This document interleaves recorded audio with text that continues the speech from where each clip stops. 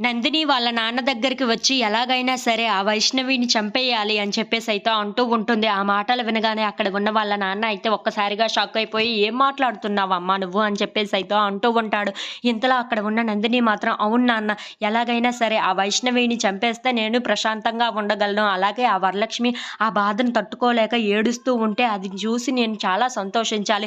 తను కూడా ఎలాగైనా సరే చనిపోవాలి. నేను బ్రతికి ఎందుకు వేస్ట్ అని అనుకోవాలి వరలక్ష్మి. ఎలాగైనా సరే ఆ వైష్ణవిని చంపేస్తాను" అని చెప్పేసైతే అంటూ ఉంటుంది. ఇంతలో అక్కడ ఉన్న వాళ్ళ నాన్న కూడా, "సరేనమ్మా, నువ్వు డిసైడ్ అయిన తర్వాత నేనేం చేయగలను చెప్పు.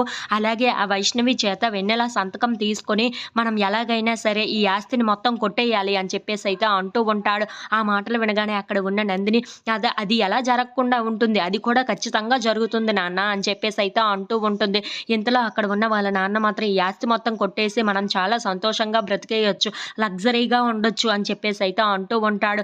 ఆ మాటలు వినగానే అక్కడ ఉన్న నందిని, రాంబాబు వాళ్ళు అయితే చాలా సంతోషిస్తూ ఉంటారు. ఎలాగైనా సరే ఈ ఆస్తిని మొత్తం మనం దక్కించుకొని సంతోషంగా జీవితాన్ని గడిపేద్దాం చేతులు దులిపేసుకొని అని చెప్పేసైతే అంటూ ఉంటాడు. ఇంతలో అక్కడ ఉన్న నందిని మాత్రం, "అది మాత్రమే కాదు, ఆ వరలక్ష్మి ఏడుస్తూ ఉంటే, తను బాధపడుతూ ఉంటే అది నేను నా కళ్ళారా చూడాలి. అప్పుడు కదా నాకు అసలైన థ్రిల్ వస్తుంది నాన్న" అని చెప్పేసైతే అంటూ ఉంటుంది. "సరే సరేనమ్మా, నీకు నచ్చింది నువ్వు చెయ్యి. నీ వెనకాతల మేమున్నాము" అని చెప్పేసైతే అంటూ ఉంటాడు. If you like this video, please like, share and subscribe friends.